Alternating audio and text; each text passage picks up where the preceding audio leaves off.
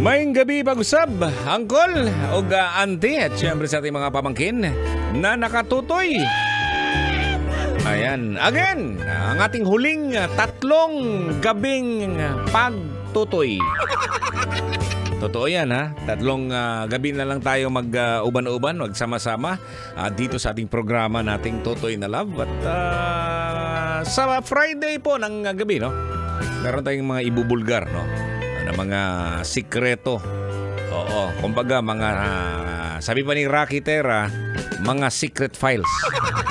Mga files na secret ni Uncle Totoy kung ano ba talagang dahilan kung bakit mawawala po tayo sa sa programa po natin sa Totoy na Love dito sa 90.7 Love Radio. Alam ko namang inaabangan ng mga ng karamihan dyan. Daghan kita mga kababayan dyan.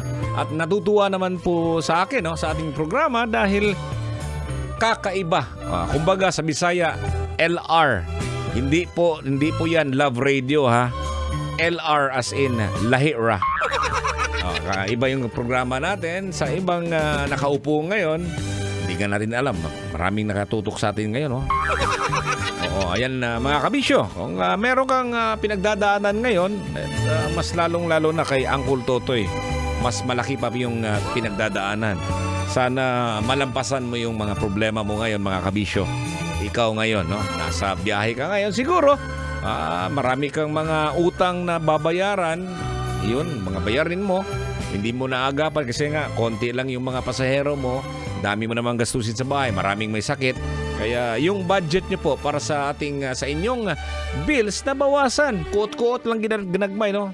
Ito huwag niyong kalimutan yung mga pakonti-konti nyong bawas sa inyong mga iniipon. Halimbawa, iniipon yung tinatabi niyo mga para pang bayad ng kuryente. Sige lang, paksian sa ninako. Bawasan mo ko muna ng 100, pambili ng tuba. Di ba? So, maya-maya yan, darating yung panahon na mag-ipon-ipon yun.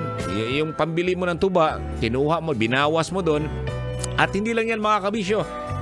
Baka may sakit yung kasama sa bahay.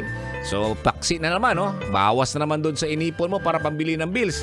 Darating na yung bill mo sa kuryente, ayun, lumaki na yung mga kaltas na kinuha mo doon sa iyong inipon, yung tinabi mong pera para sana sa bills.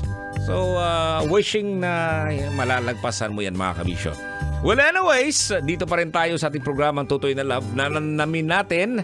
At pinag-usapan din natin dito mga kabisyo, no, yung tungkol po sa ating boss. Ang kalagahan na mahal ka ng iyong boss. Oo, hindi ibig sabihin yung literal na talagang nai-inlove yung boss sa'yo, ha? Hindi ganon. Mahal ka ng boss mo dahil masinop ka sa mga gawain sa opisina, magaling kang gumawa. Pagdating sa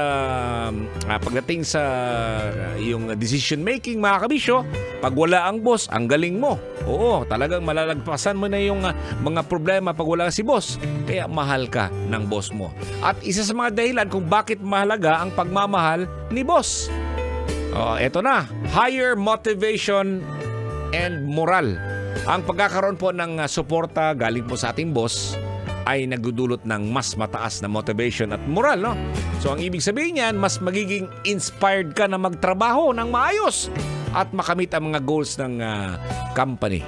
Ganon yun, no? Dahil nga, higher motivation at saka andun yung moral, nakikita yung pagmamahal mo sa boss. Kahit wala yung boss mo dyan, talagang ginagalingan mo, no? Hindi kagaya yung iba, pag nandiyan yung boss, magpabilib-bilib na yun. Ikaw, Col, meron ka bang kasamahan dyan sa inyong pinagtatrabahuan? Halimbawa, sa Grab ka. Kasamaan mo sa Grab o kaya bilang isang taxi driver. O kaya naman isa dyan sa kainan, no? Isang karinderya siguro. O opisina. May mga bida-bidang mga kagwang. Diba? Pag nandyan yung boss, sabi nga nila, parang may-ari yan ng company. May mga ganon, diba? Pero wag namang mga ganun kasi nakikita po yan ng mga boss natin ng inyong amo kung paano kayo magtrabaho. Oo. Hindi siguro nakikita. May mga ganun kasi.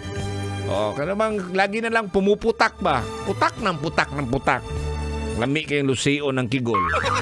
Meron tayong mga ganun mga kabisyo. So, minsan, alam mo, pag medyo tumatanda tayo, nagkakaedad tayo, mas mahaba yung pasensya mo sa mga taong kagwang. Kumbaga, sa mga ganyang tao, sige na, hayaan na lang natin yan. Ipagdasal po natin yan, mga kabisyo. Oo, ipagdasal kunuhay. Oo, pero pag magkaroon ng sakit o kaya may hindi magandang nangyari sa pamilya nung kaaway mong trabahante, sasabihin mo, mirise, gaba. Yan ang napala mo dahil isa kang hindi magandang empleyado. Di ba? Ay, naku mga kabisyo. Well, anyways, yun nga, pangatlo.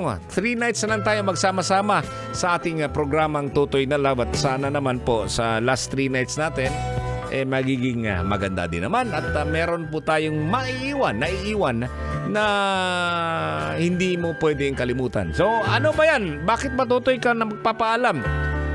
Abangan nyo na lang po sa Friday kasi pinaghandaan din to ni Boy Pindot at sa digital team natin dito para yung pag-goodbye ni Uncle Totoy para medyo memorable pero hindi lahat ng goodbyes hindi maganda minsan ang goodbye din naman mga kabisyo, it will bring you to greater heights po mga kabisyo. Yawards! Or dadalhin ka kung saan ka mas magiging epektibo. Diyan mo malalaman talaga na ikaw may plano ang Panginoon sa iyo, di ba?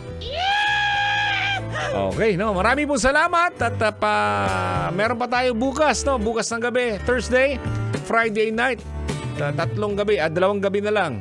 Okay, magsama-sama tayo at siyempre, pag-usapan natin ang ating pagbabayu ni Uncle Totoy. Bukas po na naman, mag-uban-uban na po, Alas 5 ng umaga, si Uncle Dagol at saka si Tanya Chinita para sa programang Feel Good Morning. Ayan. Sakit man, pero ganun talaga ang buhay. We have to accept it. Marami po salamat at I'll say goodbye now. Salamat, Amping Pirmi, mga kabisyo. May gabi.